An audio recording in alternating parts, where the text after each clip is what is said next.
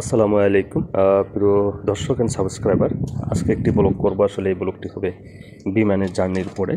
তবে আপনারা এই ব্লগটি দেখেন যে এটা কেমন হলো। আমি যখন বিমানে ভ্রমণ করতেছিলাম তখন এই ব্লগটি আসলে আমি করতে শুরু করেছিলাম একসময়, তাই আমি ব্লগটি আবার আপনাদের কাছে ভিডিও আকারে প্রকাশ করলাম। তবে চলুন এই ব্লগে কী হয় এবং বিমানের শুরু থেকে এবং ভিতরে কী চলে।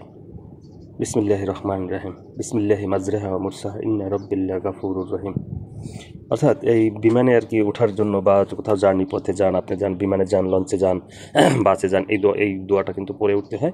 তাই দোয়াটা পড়লাম এবং বিমানটা কিন্তু এই যে উপরে উঠে গেছে। ল্যান্ডিংয়ের ছিল যেখান থেকে আমাদেরকে বোর্ডিং করার পরে অলরেডি আকাশে উড়েছে এবং নিচে দেখেন কীভাবে দেখা যায়। তবে এই বিমানটা যতক্ষণ পর্যন্ত আসলে এই নিচের এটা দেখা যাইতেছিল ততক্ষণ পর্যন্ত কিন্তু আমি এটা ভিডিওটা ধারণ করতেছিলাম যে নিচের কেমন দেখা যায় আকাশ থেকে। এই যে দেখেন আমার একটু জানালার পাশেই ছিল এবং পাখার বরাবর বিমানের যে পাখনা আছে সেই পাখার বরাবরে আমার সিটটা ছিল। তাই আমি এখান থেকে দেখতেছিলাম যে কতটা সুন্দর দেখা যায় বা কীভাবে দেখা যায়। তো দেখেন নিচে আমি এটা কুয়েতের বিমান এবং এই বিমানটার নাম কুয়েত এয়ারওয়েজ, বোয়িং 777। মানে বোয়িং 777 বিমান সম্পর্কে আপনাদের ধারণা থাকা উচিত। এগুলো বিশ্বের সবচেয়ে বড় যতগুলো প্যাসেঞ্জার বিমান আছে তার ভিতরে এইগুলো পড়ে বোয়িং 777। দেখেন এই শহরটাকে বা এই দেশটাকে যখন এর উপরে উঠে গেলাম কতটুকু দেখা যায় উপর থেকে। মানে আমার ক্যামেরা মনে হচ্ছে পুরো কুয়েত দেশটা আমার ক্যামেরার ভিতরে বন্দি হয়ে গেছে।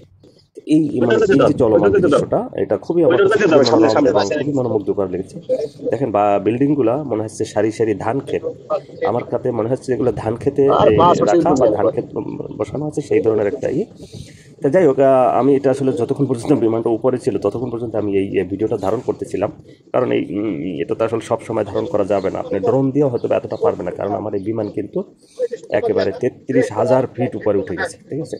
এবং গ্রাউন্ড লেভেল থেকে আপনি চিন্তা করতে পারবেন যে বিমানটা আমার 33,000 ফিট উপরে। এরপরে আমি আস্তে আস্তে আস্তে আস্তে করে বিমানটা কিন্তু মেঘের ভিতরে হারিয়ে যাবে এবং মেঘের উপরে উঠে যাবে। এই যে দেখেন আস্তে আস্তে কিন্তু আরও উপরে উঠতেছে। এই যে মেঘ কিন্তু বিমানের সাথে এই যে লাগতেছে, ঠিক আছে। বিমানের এই যে মেঘকে ক্রস করে কিন্তু উপরে উঠে যাবে। উপরে ওঠার পরে এই মেঘের উপরে ওঠার পরে আরেকটা স্তর, সেখানে নিচে মেঘটাকে জাস্ট সমুদ্রের মতো দেখা যায়। হ্যাঁ, মনে হচ্ছে আমি নিচে সমুদ্র, উপরে বিমান, তার উপরে আকাশ। কিন্তু এটা একটা স্তর, এই স্তরের পরে আপনি মেঘের স্তরের নিচে পৃথিবী, ঠিক আছে। এই পৃথিবীটা দেখতে আমার কিছু ভিডিওতে এটা আছে, প্রকাশ করা আছে, আপনারা দেখে নেবেন। আমার এই লিঙ্কে হয়তো দিয়ে রাখবো। এই উপরে ওঠার পরে মনে হচ্ছে নিচে সমুদ্র, আমি উপরে, কিন্তু না।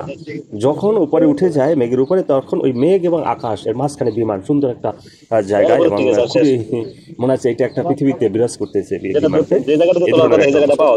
তা যাই হোক, এই ব্লগটা কেমন হলো, কিভাবে হলো, যখন আপনার সামনে যাবে তখন আপনি কিভাবে দেখলেন এবং অবশ্যই কমেন্ট করে জানাবেন যে কেমন হলো। আর যদি ভালো হয়ে থাকে অবশ্যই কমেন্টে জানাবেন। আপনার কাছে পছন্দ হতেও পারে, না হতে পারে, যাই হোক সেটা আপনার ব্যাপার। ধন্যবাদ সবাইকে, ভালো থাকবেন। আসসালামু আলাইকুম।